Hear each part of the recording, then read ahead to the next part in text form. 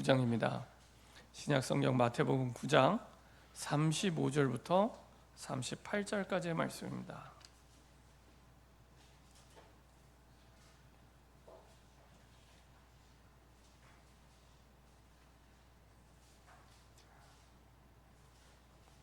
마태복음 9장 35절에서 38절까지의 말씀입니다.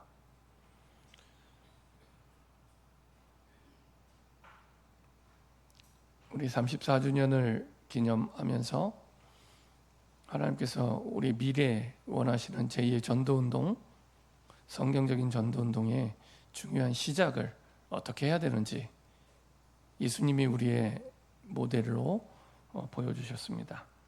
마태복음 9장 35절부터 38절까지의 말씀입니다. 천천히 한 목소리로 합독하도록 하겠습니다. 예수께서 모든 도시와 마을에 두루 다니사 그들의 회당에서 가르치시며 천국 복음을 전파하시며 모든 병과 모든 약한 것을 고치시니라. 무리를 보시고 불쌍히 여기시니 이는 그들이 목자 없는 양과 같이 고생하며 기진함이라. 이에 제자들에게 이르시되 추수할 것은 많되 일꾼이 적으니 그러므로 추수하는 주인에게 청하여 추수할 일꾼들을 보내주셔서 하라 하시니라. 아멘. 자, 한번 기도하고 말씀 나누도록 하겠습니다. 좋으신 하나님을 찬양합니다. 주의 은혜로 34년을 하루같이 달려오게 하시고 주의 은혜의 응답 따라 세계복음화 예수제자로 우리를 부르시고 축복하시고 인도하시고 완전히 책임져 주심을 감사드립니다. 이제 주의 뜻을 붙잡고 주님이 원하는 여정을 가기를 원합니다. 주님이 언약을 따라 보여주시는 그 여정을 그대로 붙잡고 그대로 따라가게 하여 주옵소서. 예수님의 제자들이 예수님을 따라갔을 때 전도와 선교와 그리스도와 세계복음화를 위한 주의 증인이 되었던 것처럼 아버지 하나님 좌로나 우로나 치우치지 않고 오직 예수님만 따라가는 우리의 삶과 인생이 되게 하옵소서. 이 시간 우리의 생각, 마음, 영혼 속에 모든 흑암과 불신앙은 예수 그리스도의 이름으로 완전히 결박받고 떠나가게 하시고 이 지역과 민족과 세계를 살리는 전도운동의 증인으로 모델로 서게 하여 주옵소서. 감사드리며 예수 그리스도의 이름으로 기도합니다. 아멘. 우리 좌우에 계신 분들과 인사하겠습니다. 예수님은 그리스도이십니다. 우리 한 번 더 인사하겠습니다. 수고하셨습니다. 예, 34년 동안 수고하셨습니다. 오늘 제목을 가지고 우리 한 번 더 인사하겠습니다. 영혼을 맡길 수 있는 교회입니다. 예, 중국 고전에 보면 백구과극이라는 말이 있습니다. 백구과극. 이게 무슨 뜻이냐면 인생이란 백마가 달리는 것을 문틈으로 내다보는 것처럼 삽시간에 지나간다, 이런 뜻입니다. 그러니까 백마가 막 달려가는데 그 백마가 달리는 것을 문틈으로 내다보는 것처럼 얼마나 빨리 지나가겠습니까? 내가 요만한 문틈으로 이렇게 보고 있는데 백마가 훅 지나간 거예요. 삽시간에 지나간다는 말이 백구과극입니다. 34년이 그렇게 지나간 것 같습니다. 그렇게 지나가고 우리의 삶과 인생도 그렇게 지나갔습니다. 그리고 지금도 지나가고 있습니다. 그러면 이 땅에 하나님이 우리를 보내신 이유가 있는데 하나님이 뭐 때문에 우리를 이 땅에 보내시고 그리고 무슨 목적 때문에 구원을 주셨을까요? 세상에 많고 많은 사람들 가운데, 셀 수 없이 많은 사람들 가운데 약 82억 명이라고 하는데 그 가운데 구원받은 사람, 그리고 저와 여러분들은 정확한 성경적인 복음으로 구원받은 사람은 몇 사람 안 됩니다. 왜 이런 축복을 우리에게 주셨을까요? 이런 엄청난 축복을 우리에게 주셨을까요? 그렇죠? 그 이유를 붙잡으면 우리 인생이 보이고 길이 보이고 그리고 우리 삶이 달라지기 시작합니다. 이전까지의 삶과 이후까지의 삶이 완전히 바뀌게 됩니다. 우리 삶의 이유를 발견했기 때문에. 34주년을 두고 하나님 앞에 기도하면서 하나님이 원하시는 교회가 어떤 교회입니까? 이렇게 질문했어요. 우리 주님이 원하시는 교회가 어떤 교회입니까? 세상에 교회가 많이 있는데 우리나라에만 5만 개가 넘게 있다고 합니다. 근데 주님이 원하시는 교회, 안타깝게도 유럽이나 미국이나 우리나라도 많은 교회들이 문을 닫고 있습니다. 문을 닫고 있습니다. 우리나라에서도 코로나 기간에만 10,000개 교회 이상이 문을 닫았습니다. 우리나라에서만. 그럼 전 세계는 얼마나 많이 문을 닫았겠습니까? 그리고 그 코로나 여파로 지금도 흔들흔들하는 교회들이 너무너무 많이 있습니다. 그래서 저와 여러분들이 하나님이 원하시는 교회의 모습을 찾을 때 이 모든 문제에 대한 답을 줄 수 있는 모델이 되는 교회가 될 수 있습니다. 하나님이 원하시는, 성경에서 말씀하시는 교회는 어떤 교회를 원하실까요? 그게 오늘 제목입니다. 영혼을 맡길 수 있는 교회. 영혼을 맡길 수 있는 교회. 저와 여러분들의 인생 가운데 가장 어려웠을 때가 언제입니까? 가장 힘들었을 때. 전에는 여러 가지 일이 안 풀릴 때 힘들고, 경제가 어려울 때 힘들고, 그럴 수 있습니다. 근데 진짜 힘들 때는 내 자녀가 아플 때, 내 자녀가 그것도 살았는지 죽었는지 생사를 알 수 없을 때, 그것처럼 힘든 일이 없겠죠. 아무도 아멘을 안 하시지만, 그렇죠? 저도 한번 이게 아주 죄송한 표현이지만 아이들이 아파서 식겁을 한 적이 있습니다. 한 번은 명절 때였죠. 도원이가 이제 아기 때 아마 100일 지나고 아마 돌이 안 됐을 때였던 것 같아요. 그러다가 이제 명절이니까 장모님 댁에 있었죠. 장모님 댁에 있었는데 이제 같이 놀아주겠다고 목마를 태워서 막 놀고 있는데 갑자기 이제 도원이가 호기심이 많았나 봐요. 벽시계를 확 잡는 거예요. 갑자기 벽시계 있는지도 몰랐는데 벽시계를 확 붙잡으니까 어떻게 되니까 제가 휘청했겠죠. 그래갖고 아이가 바로 꼬꾸라졌어요. 그래서 그 위에서 바닥으로 떨어졌는데 하필이면 머리로 떨어졌어요. 그러니까 깜짝 놀랐죠. 머리로 떨어졌죠. 애는 우는데 울음을 멈추지를 않아요. 계속 울어요. 그러니까 이제 얼른 이제 데리고 병원에 갔죠. 근데 병원에 갔는데 방법이 없어요. 기다려야 된대요. 그래갖고 얘가 이제 일주일이 지나도 계속 울고 안 멈추면 큰 병원에 가봐라. 이렇게 얘기를 하는 거예요. 이렇게 조치해 줄 수 있는 것도 없어요. 머리에 혹은 이만하게 났는데. 예. 그래갖고 이게 누워있는데, 이게 막 걱정이 되더라고요.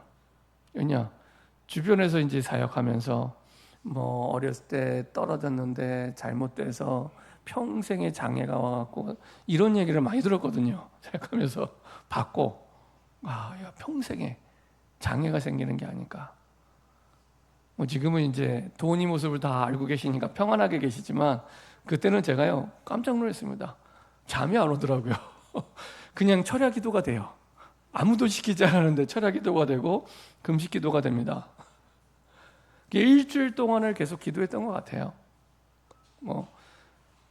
너무너무 간절하게 기도했죠. 그러니까 다행히도 이게 아이가 점점 이제 정상으로, 사실은 특별하게 조치한 것도 없어요.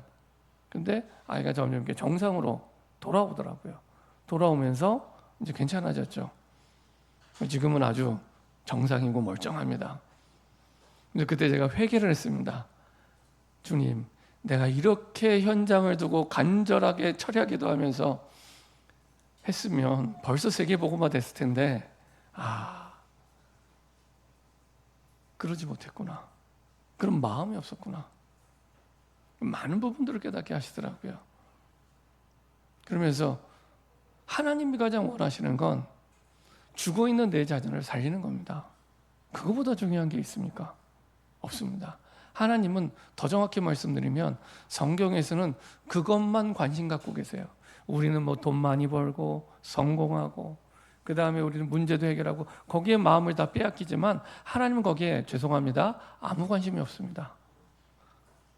제가 고3들을 기도해야 할 때도 이제 매년 전에 했었는데 그 고3 학부모 수능 시험을 앞두고 기도할 때도 그런 얘기를 했습니다.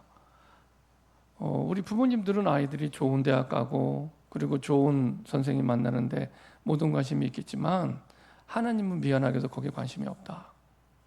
하나님은 우리 아이들이 대학교에 대학 선교사로 가서 그 대학 캠퍼스 복음, 아까 우리 장로님 기도하셨죠. 복음이 희미해지고 사라져서 지금도 오늘 말씀에도 봤지만 유리하고 방황하고 망해가는 저주와 재앙 가운데 망해가는 비참하게 무너지는, 저주가 왔는데 저주인 줄 모르고 재앙이 왔는데 재앙인 줄 모르고 무너져가는 많은 사람들을 살리는데 하나님은 모든 관심을 가지고 있다. 거기에 우리 자녀들이 관심이 없으면 평생을 방황하게 됩니다. 돈 쫓아가게 되고요, 성공 쫓아가게 되고요. 그렇죠? 그게 따라오는 거지 목표가 되면 안 됩니다. 그렇게 살아가게 됩니다. 그래서 영혼을 맡길 수 있는 교회를 우리 주님이 원하시는구나. 왜냐? 전도할 곳이 없는 게 아니라 복음 들을 사람은 너무 많아요. 나중에 말씀드리겠지만 지금 스탠바이하고 복음 딱 들으면 영접할, 복음 들을 사람을 다 준비해 놓고 기다리고 계십니다. 근데 그들에게 갈 사람이 없는 거예요. 갈 사람이. 그 사람들에게 복음 전할 사람이 없는 거예요. 그래서 하나님이 원하시는 교회는 영혼을 맡길 수 있는 교회, 맡길 사람이 없고 맡길 교회가 없는 거예요. 아무나 맡길 수 없잖아요. 내 소중한 자녀를 정확하게 복음을 말해줄 수 있는 사람에게 맡겨야 되잖아요. 그래서 저와 여러분들이 너무 중요합니다. 그 교회, 하나님께서는 저와 여러분들을 1992년도에 세계복음화 예수제자로 부르셨습니다. 우리 좌우에 한 번 더 인사하겠습니다. 하나님께서 당신을 세계복음화 예수제자로 부르셨습니다. 네, 확신하셔도 됩니다. 확신하셔도 됩니다. 그렇게 부르셨기 때문에 이 자리에 앉아 계신 거예요. 부르셨기 때문에. 그 불신자들은 아무나 예배의 자리에, 기도의 자리에 올 수 없어요. 영적인 일이기 때문에, 부르셨기 때문에 올 수 있는 겁니다. 그래서 우리가 예배 때 예배로 부름이라고 하는 타이틀이 있는 건 그냥 써 있는 게 아닙니다. 우리가 밥 먹고 우리가 오는 것처럼 보이지만 그거는 내 생각이에요. 하나님이 허락하셔야 예배의 자리로 올 수 있는 겁니다. 그렇죠? 그래서 하나님이 1992년도에 이 교회를 통해, 우리의 교회를 통해 세계복음화를 하시겠다. 그리고 그것을 위해 세계복음화 예수 제자로 마태복음 28장 18절에서 20절의 말씀대로 부르신 사람들의 모임입니다. 우리 주영교회는. 그렇죠? 그래서 확신하시기 바랍니다. 그래서 그 정체성 속에서 우리의 모든 삶의 응답이 담겨 있습니다. 그래서 다른 데서 답을 찾으시면 안 돼요. 그 정체성 속에서 답을 찾으셔야 돼요. 세계복음화 예수제자로서 내가 어떤 생각을, 세계복음화 예수제자로서 내가 어떤 마음을, 그 속에서 내 직장의 응답이 있고 내 경제의 응답이 있고 내 미래의 응답이 있고 우리 후대의 응답이 있습니다. 확신 있게 말씀드릴 수 있습니다. 부르심을 그렇게 하셨기 때문에. 왜냐? 마태복음 4장 19절 예수님이 베드로 그렇게 부르셨잖아요. 그렇죠? 나를 따라오라. 내가 너희를 사람을 낚는 어부가 되게 하리라 말씀하셨어요. 어떤 분은 그렇게 얘기합니다. 아니 목사님, 제가 무슨 세계복음화 제자입니까? 저 동네 복음화도 못하고 있는데. 그거는 내 생각, 만고의 내 생각입니다. 하나님은 한 번도 그렇게 생각한 적이 없습니다. 그렇죠? 우리가 성경대로 생각해야 성경대로 응답을 받습니다. 그렇죠? 예수님은 이 베드로를 능력이 돼서, 자격이 돼서 배경이 돼서 부른 게 아닙니다. 세계복음화, 우리가 상식적으로 생각하는, 그래, 전 세계를 생각하면 좀 능력도 있고 학식도 있고 돈도 많고 뭔가 가방끈도 길고 이래야 되는 것처럼 착각하는데 아닙니다. 부르심이 기준입니다. 부르심이 기준입니다. 그는 하나님의 주권에 속한 부분입니다. 부르심이 기준. 감사하게도 뽑혔어요. 감사하게도 하나님의 은혜로. 그래서 부르심이 기준입니다. 그래서 아무 자격 없는, 아무 능력 없는 나를, 베드로를 부르신 겁니다. 그렇죠? 그래서 모든 것이 하나님의 은혜입니다. 부름 받아서 가기만 했는데 하나님이 완전히 모든 것을 이끄시고 열매 맺게 하시고 인도하십니다. 베드로가 그래서 잘한 거는 하나예요. 마태복음 4장 20절. 그 부르심에 핑계대거나 이유대거나 토달지 않고 순종한 거, 그거 말고는 없어요. 그래서 부르셨을 때 그물을 곧 버려두고 따라갔어요. 베드로가 능력이 있습니까? 실력이 있습니까? 배경이 있습니까? 아무것도 없어요. 출신도 갈릴리 출신. 저기 촌 구석. 아무 상관없습니다. 예수님의 부르심에는 아무 상관없습니다. 나이가 많아도 됩니다. 출애굽기 15장 보면은 이스라엘 백성들이 이제 홍해 사건 이후에, 출애굽 이후에 너무 기뻐 감격해서 찬양을 합니다. 근데요, 사람 마음이 손바닥 뒤집듯이 바뀌는 거예요. 그렇게 찬양하고 나서 며칠 지나고 나니까 또 마음이 바뀌었어요. 왜 바뀌었냐? 굉장히 합리적인 이해는 됩니다. 한 2, 3일이 지났는데 물을 못 마셨어요. 물을 못 마셨어요. 그러니까 이제 다시 원래 인간으로 돌아갑니다. 원망, 불평 얘기를 합니다. 그 얘기예요. 그러다 보니까 모세가 얘기를 합니다. 하나님께 이거 어떡합니까? 그랬더니 이제 저기 말하라는 게 쓴맛이라는 뜻인데, 말하라는 곳에 가라. 거기에 가서 사실은 물을 마시게 해줍니다. 그래서 마라의 쓴물 뭐 이렇게 얘기를 하는데, 쓴맛 같은 우리의 인생을 단물로 하나님이 바꾸시는 거예요. 근데 중요한 건 그게 하나님의 테스트였어요. 하나님의 시험이었어요. 하나님께서 말씀대로 이 사람이 지금 하고 있는지, 언약 백성으로, 그 테스트였어요. 우리 인생에 그리스도 안에 있는데 어려움이 오고 힘든 일이 오고 고민이 되고 낙심이 되고 갈등이 되고 이런 일들은 하나님이 지금 테스트 가운데 있구나. 우리의 그릇을 키우시는. 왜 이렇게 하시냐? 내 능력대로 하지 말고 하나님의 능력대로 살라고. 내 능력대로 하지 말고 하나님의 능력대로 살라고. 그래서 모세의 부르심도 마찬가지입니다. 아니, 모세를 부르실 것 같으면은 28 청춘에 부르면 얼마나 좋아요. 얼마나 힘이 있어요. 그때 가장 왕성하게 힘있게 어디든지 달려가서 하나님을 위해서 헌신할 텐데 그때 안 부르세요. 한참 지나고 또 지나고 또 지나고 광야 40년을 거쳐서 80세 부르세요. 80세 부르셔갖고, 근데 그때 당시에 모세는 가진 게 아무것도 없어요. 지팡이 하나. 지팡이도 자기 게 아니에요. 백발의 노인을 부르셨어요. 근데 희한한 건 120세 때까지 눈이 흐리지 않고 너무너무 멀쩡했어요. 근데 하나님이 120세에 데려가세요. 병들어 늙어서 죽은 게 아닙니다. 120세까지 아주 그냥 짱짱하게 힘있게 살다가 하나님이 모세를 데려갔어요. 그토록 원하는 가나안 땅에는 들어가지 못하고. 희한하죠?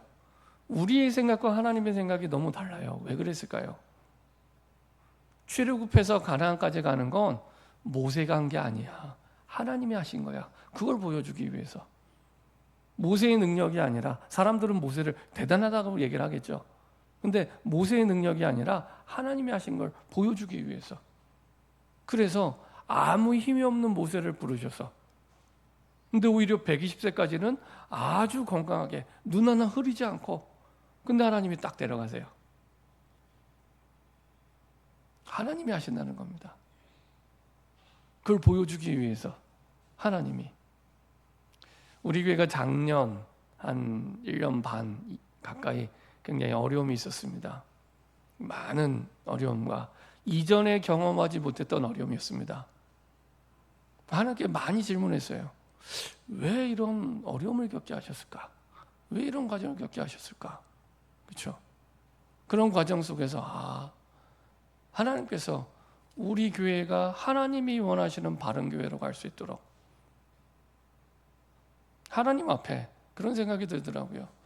우리 교회가 34주년인데 우리가 현장에 얼마나 관심을 가지고 죽어가는 영혼들이 너무너무 많은데 얼마나 마음을 담고 우리가 그 영혼을 향해서 말씀을 주고 복음을 주고 살아왔는가 돌아보면 오랫동안 많이 멈춰져 있었어요. 그래서 현장은 계속 어려워지고 무너지고 복음을 잃어버린 사람들로 차고 넘치는, 그럼에도 우리의 마음은 다른 데 가 있는 거예요. 다른 데. 그렇구나. 문제의 원인이 거기에 있었구나. 우리의 마음이 딴 데 가 있구나. 오늘 이제 본문 말씀에 자세히 보겠지만은 하나님은 거기에만 마음을 갖고 계십니다. 그래서 우리의 실력이 필요한 게 아니라 우리의 마음을 거기에 담으면 하나님이 역사하기 시작합니다. 마음만 담아도 돼요. 하나님은 성경에서 단 한 번도 실력을 요구한 적이 없습니다. 우리는 능력이 있어야 한다고 고백을 하는데 하나님은 그렇게 요구한 적이 없으세요. 능력은 하나님께 있습니다. 우리는 질그릇, 그냥 보배를 질그릇 같은 우리 인생에 담았을 뿐이에요. 그래서 능력의 힘이 큰 것은 하나님께 있습니다. 능력 없어도 돼요. 주의 일 하는데 능력을 하는 거 아닙니다. 우리의 마음이 얼마나 하나님의 마음과 합해 있는가, 거기에 있습니다. 마태복음 10장 1절부터 42절에 보면은 이제 그런 사도들을 현장으로 보내서 보게 하세요. 현장을 체험하게 하십니다. 누가복음 10장 1절부터 20절 보니까 따라다니는 무리들 가운데 70인 제자를 뽑아서, 평신도 제자들을 뽑아서 또 현장에 보내서 체험하게 하세요. 뭘 체험하게 하냐? 진짜 세상 문제의 원인이 무엇인지 보게 하세요. 진짜 세상 문제의 원인. 세상 사람들이 말하는 돈 문제가 정말 원인인지, 세상 사람들이 말하는 악한 사람이 원인인지, 그거 아니라는 겁니다. 돈 문제도 아니고 악한 사람 문제 아니라는 겁니다. 문제의 원인이 제대로 결론이 나야 올바른 답을 찾게 됩니다. 하나님 말씀 창세기 3장 보면은 1절부터 6절까지 사단에게 속아 죄를 짓고 하나님을 영원히 떠난 거예요. 그게 세상 문제의 원인입니다. 사단에게 속아 죄를 짓고 하나님을 떠나게 된 겁니다. 그때부터 모든 문제가 시작이 됩니다. 우리가 어젯밤까지 고민했던 거, 거기서 시작이 된 거예요. 그 문제에 대한 답을 찾지 못하면 영원히 내 평생에 답 찾을 수 없습니다. 그러다 보니까 창세기 3장에 일평생이 나 중심이에요. 모든 게 내 생각 중심, 내 마음 중심. 내가 하나님이면 그렇게 살아도 되는데 하나님 아니잖아요. 그럼 언제든지 한계에 부딪히게 됩니다. 창세기 6장, 그러다 보니까 어쩔 수 없어요. 내가 살아야 되니까 물질 중심, 이익 중심으로 살아야 돼요. 어쩔 수 없어요. 내가 살아야 되니까.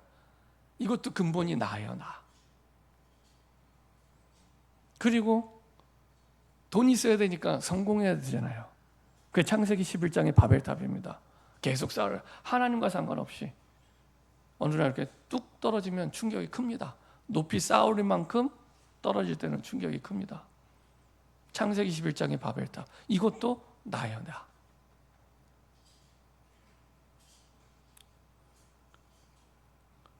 복음 받은 우리가 그래서 가장 시급히 회복해야 될 것은, 복음은 받았는데 이미 와 있는 모든 축복들을 못 누리니까 나 중심으로 돌아가는 거거든요. 그거는 한 가지입니다. 기도가 안 돼서 그래요. 혼자 있는 시간에 기도해 보신 적 있습니까? 혼자 있는 시간에 잘 되세요? 그게 안 돼서 모든 게 어려워지는 겁니다. 지난주에 말씀드렸지만 답은 누구에게만 있다고요? 하나님께만. 답은 하나님께만 있습니다. 근데 그 하나님과 소통하는 기도가 끊어져 있으니까 방황이 시작되는 겁니다.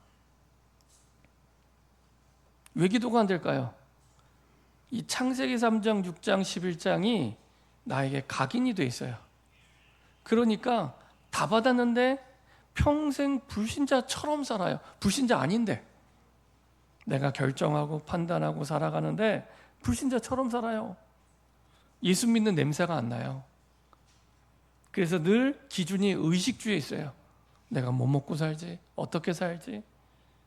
그러다 보니까 경쟁해야 돼요. 우리는 경쟁 안 해도 되는 신분과 권세가 있는데 경쟁해야 되고, 경쟁해서 안 되니까 분쟁하게 돼요. 싸워야 돼요. 싸워서라도 이겨야 돼요. 분쟁하고. 그래서 예수님을 따라가는 삶이 아니라 세상을 따라가는 삶이 되고요. 그럼 어떻게 됩니까? 계속 영적 문제가 와요. 육신의 노력으로 해결이 안 되는 영적 문제가 계속 오게 되는 겁니다. 이거는 돈으로 해결이 안 되고요. 능력으로 해결이 안 됩니다. 오직 그리스도로만. 그래서 사도행전 1장에 예수님이 마지막 강단에서 다시 복습을 시키세요. 복습. 3년 동안 가르치고 보여준 것에 대한 복습. 너희가 하는 그냥 복음이 아니야. 오직 복음이야. 오직 복음. 너희가 인생의 목표 뭐로 삼고 있어? 그거 아니야. 오직 하나님의 나라야. 오직 하나님의 나라. 너 어디서 힘을 얻고 있어? 어디서 위로받고 있어? 그거 아니야. 오직 성령 충만이야. 우리의 진짜 힘은 위로부터 오는 겁니다. 세상이 주지 않습니다. 그래서 오직 복음. 인생의 목표가 오직 하나님의 나라. 내 가정에, 내 지역에, 내 직장에 하나님의 나라가.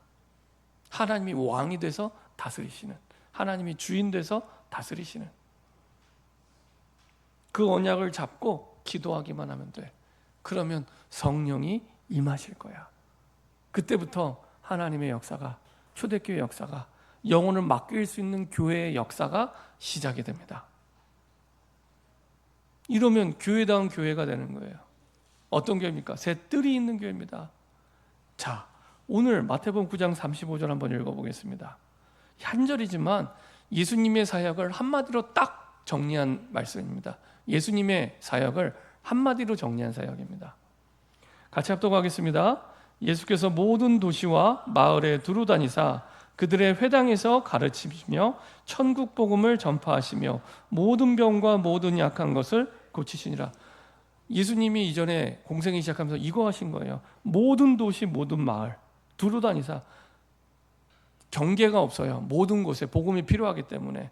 그래서 모든 성과 촌에 두루 다니사 천국 복음을 전파하시다. 그래서 이스라엘 민족만 예수 믿는 게 아니라 모든 성과 모든 촌, 다민족들, 이방인들 이 복음이 필요한 겁니다. 그리고 또 어떤 사역 하셨습니까? 예수님이 어디 가셨냐? 그들의 회당에서 가르치며. 회당이 어떤 곳입니까? 바벨론 포로 시대 이후에 이방인의 땅에 성전을 만들 수 없으니까 성전 대신 유대인 10명이 모여서 교육하고 예배드리는 곳이에요. 그게 회당입니다. 거기에 우리처럼 모여서 아이들을 데리고 예배드리는, 또 모여서 교육하고 가르치는, 예수님이 회당으로 가서 가르치세요. 가르치는 사역, 후대 사역입니다. 제일 잘 가르치는 건 가서 막 말을 하는 게 아닙니다. 저와 여러분들이 증인되는 겁니다. 증인이 돼야 제일 잘 가르칠 수 있습니다. 말이 필요 없습니다. 그래서 가르치는 사역, 우리가 먼저 배우고 그리고 증인으로 우리 후대 앞에 설 때. 그리고 또 예수님이 어떤 사역하셨습니까? 모든 병과 모든 약한 것을 고치시냐. 예수님의 치유 사역에는 병에 제한이 없습니다. 모든 병과 모든 약한 것 고치셨대요. 치유 사역. 그래서 교회는 이 세 가지를 해야 올바른 교회가 됩니다. 예수님의 사역이었으니까. 그게 성전이었어요. 성전에 그 의미가 다 들어가 있어요. 이방인의 뜰이 있었어요. 성전 안에. 근데 거기서 그 유대인들이, 바리새인들이, 제사장들이 엄청나게 혼납니다. 예수님이 채찍을 들고 혼내세요. 왜 혼냈을까요? 돈을 주고 장사를 하는데 이방인의 뜰에서 장사한 거였어요. 거기는 이방인들이 와서 예배드리고 기도하는 곳인데 거기서 장사하는 거예요. 그것도 폭리를 취하기 위해서. 말은 좋아요. 너희들 멀리서 왔으니까 양 데리고 오기 힘들지, 제사 지내는데 여기 와서 그냥 사, 우리 팔게. 비둘기 갖고 오기 힘들잖아. 멀리서 오는데 그냥 여기서 사, 그 얘기입니다. 얼마나 편리합니까? 그래서 예배는 편리 중심으로 하시면 안 됩니다. 예배는 편리 중심으로 하시면 안 됩니다. 하나님의 말씀대로. 그래서 거기서 이방인들을 예배 드릴 수 없으니까, 이방인들, 그리고 성전 전체는 만민이 기도하는 집이에요. 기도의 뜰입니다. 근데 기도하지 않고, 병든 자들을 치유하지 않고, 그리고 또 성전은 아이들이 찬양할 수 있는 곳이에요. 아이들이 없는. 그래서 교회는 세 가지. 세계복음화를 위해 다민족을 살리는 이방인의 뜰, 아이들의 뜰, 기도의 뜰이 있어야 돼요. 그래서 예수님의 사역을 하는 교회입니다. 이것이 24시 돌아가는 시스템의 교회가 주님이 원하시는 교회, 영혼을 맡길 수 있는 교회. 영혼이 아침에 출근하면 맡겨지고 저녁에 퇴근하면 돌아오는 게 아니라 언제든지 교회에 와서 맡길 수 있는 교회가 되어야 됩니다. 언제든지. 주님의 교회는. 그래서 어떤 교회는 24시간 문을 열고 와서 누구든지 와서 24시간 기도하도록, 그런 교회도 있더라고요. 또 어떤 교회는 성전을 건축하는데 지하에 기도방을 한 10개씩 만들어요. 그래서 의외로 교회 오면 혼자서 기도하는 장소가 없는 거예요. 그래서 혼자서 마음껏 기도할 수 있도록 그런 기도방을 만들어주기도 하고요. 어쨌거나 24시 이 세 가지 사역에 돌아갈 수 있는 교회가 주님이 원하시는 교회, 주님의 사역하는 교회입니다. 새 뜰의 교회입니다. 그러면 우리는 힘이 없는데요, 어떻게 합니까? 그 사역을 이끄시는 하나님의 원동력이 있습니다. 자, 36절입니다. 같이 합독하도록 하겠습니다. 36절입니다. 무리를 보시고 불쌍히 여기시니 이는 그들이 목자 없는 양과 같이 고생하며 기진함이라. 예수님이 본 현장을 말씀해 주시는 겁니다. 목자 없는 양이래요. 목자 없는 양. 이 목자 없는 양 하니까 우리가 잘 느낌이 안 오잖아요. 예수님이 어떤 눈으로 보셨냐? 에스겔 34장입니다. 한번 보겠습니다. 에스겔 34장 1절부터 16절. 바벨론 포로로 끌려갈 전에 현장인데, 이때 초대교회 현장과 같은 상태입니다. 에스겔 34장 1절부터 16절입니다.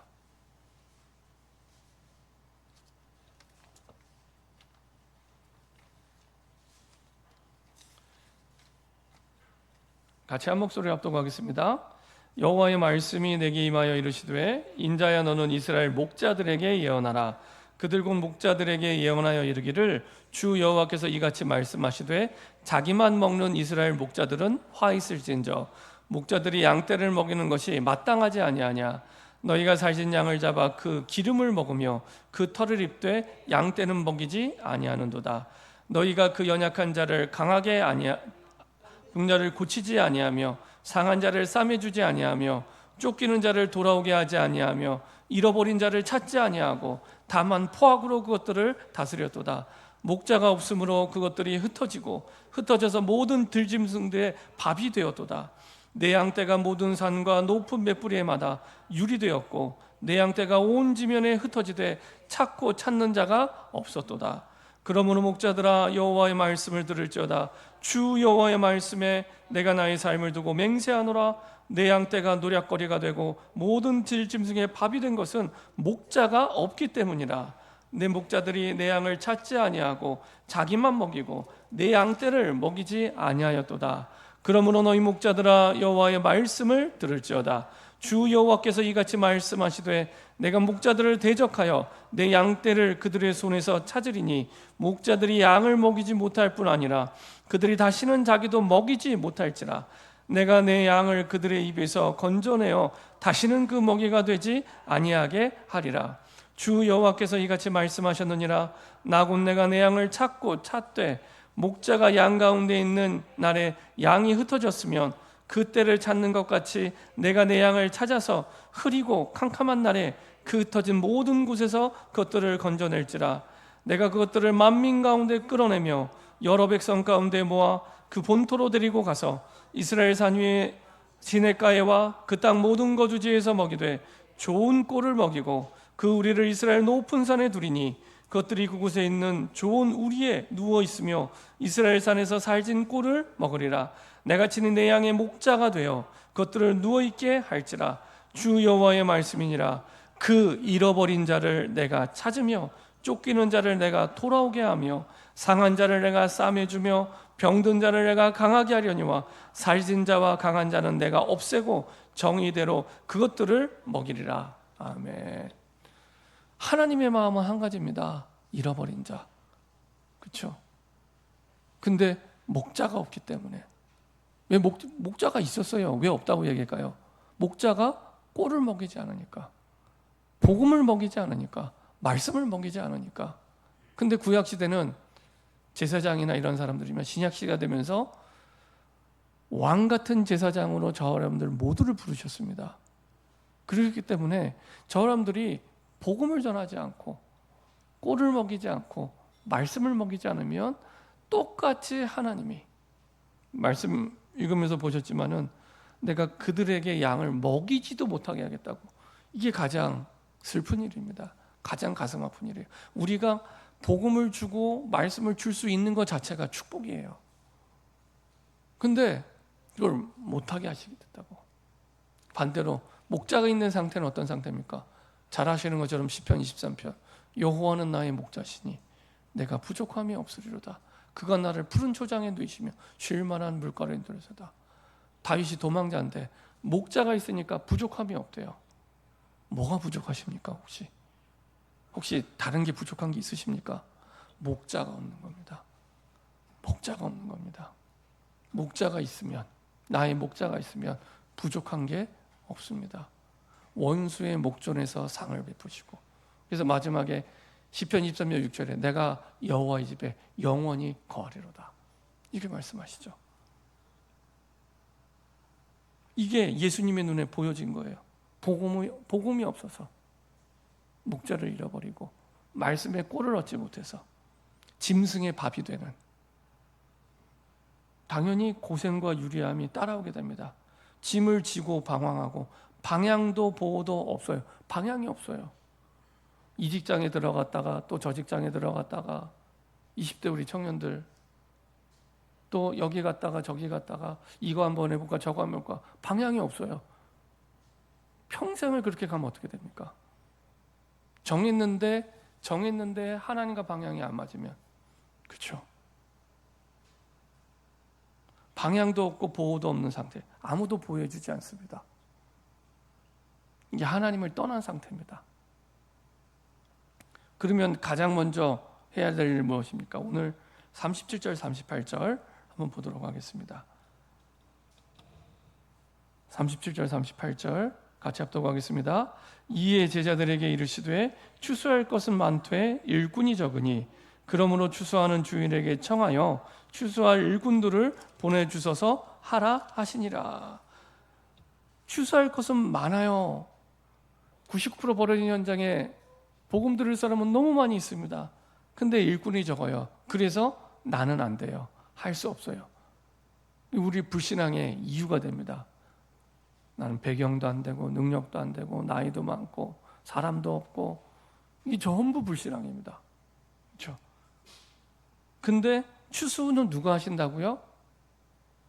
하나님이 하시는 거예요. 내가 하는 게 아닙니다. 내가 한다고 생각하니까 불신앙이 올 수밖에 없어요. 하나님이 추수의 주체입니다. 인간이 아니라 하나님이 일꾼을 보내시는 분이고 하나님이 주체예요. 하나님이 추수하시는 겁니다. 내가 부담을 가질 필요가 없습니다. 하나님이 주체이기 때문에. 뭐만 하면 되냐? 청하여 보내주소서 기도하시면 돼요. 서론에 말씀드린 대로. 그래서 구원받은 우리에게 제일 큰 문제는 하나입니다. 혼자 있을 때 기도가 안 되는 겁니다. 기도가 안 되는 게 제일 큰 문제입니다. 시급하고 제일 큰 문제. 청하여 보내주소서. 기도로 하나님의 나라의 일하심을 구하면 됩니다. 이걸 가지고 있는 게 하나님의 나라의 망대. 그렇죠? 그럼 하나님 나라의 일과 역사가 내 현장이 시작됩니다. 결국 사람의 문제도 아니고 돈 문제도 아니고 기도의 문제예요. 성경은 끊임없이 그걸 얘기합니다. 기도의 문제야. 답은 하나님께 있고 하나님이 추수하셔. 많은 사람들이 천국 복음을 받아야 될 준비가 돼 있다는 겁니다. 일꾼을 청하라는 것은 이미 많은 사람들이 현장에 이 천국 복음을 받을 준비가 돼 있다는 거예요. 스탠바이 돼 있다는 겁니다. 그래서 일꾼들을 불러라. 하늘과 땅의 모든 권세를 위임하시고 받았기 때문에. 그래서 어려움 속으로 몰아가시는 이유도 하나님의 능력으로 하라고. 내 힘으로 하지 말고 하나님의 능력으로 하라고. 빨리 바꾸셔야 됩니다.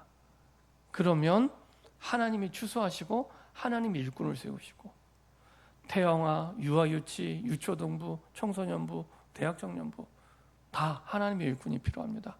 청하여 기도할 때. 그리고 남이 해주는 게 아닙니다. 우리가 안 하는데 누가 합니까? 우리가 해야지. 우리가 세계복음화 예수제자로 부름받았잖아요. 우리가 먼저 증인되고 세워질 때 하나님이 그 속에서 그 뒤에 응답을 이어서 가시는 겁니다. 그래서 바로 이 말씀 끝나자마자 마태복음 10장 1절부터 하나님이 응답을 주세요. 어떻게 응답을 주십니까? 마태복음 10장 1절에 보면 예수께서 그의 12제자를 부르셨잖아요. 청하라고 했는데 부르셨어요. 12제자. 더러운 귀신을 쫓아내며 모든 병과 모든 약한 것을 고치는 권능을 주시니라. 많이 들었죠? 예수님이 하시던 사역을 그대로 가서 하는 겁니다. 그래서 그리스도의 대사라 얘기하죠. 내가 가는 그 가정, 직장, 지역은 그리스도를 대신해서 가는 겁니다. 그래서 예수님이 하시는 사역을 그대로, 3대 사역 그대로, 3가지 뜰의 사역 그대로. 이 12제자, 그리고 나중에 누가복음 10장에는 70인 제자, 여러분 같은 평신도 가운데 예수님을 따라다니는 무리들 가운데 뽑아요. 전도제자를 70명을. 그래서 현장에 보냅니다. 성취하셨죠. 그리고 이 둘이 합쳐진 사람이 마가다락방에 120명입니다. 늘어났죠. 그리고 이 120명을 통해 3천 제자가 일어나죠. 늘어났죠. 그 다음 장 넘어가니까 5천 명의 남자 성도가 생기게 되죠. 이렇게 바뀌는 겁니다. 이게 교회의 시간표입니다. 그렇죠? 나로부터 시작이 됩니다. 나를 세계복음화의 제자로. 결론입니다. 내가 능력이나 환경이나 아무것도 필요 없습니다. 예수님을 따라가면 됩니다. 예수님을 따라가면 됩니다. 그래서 예수님을 따라갈 수 있도록 하나님 나라의 망대를 만드는 나의 40일이 시작되면 됩니다.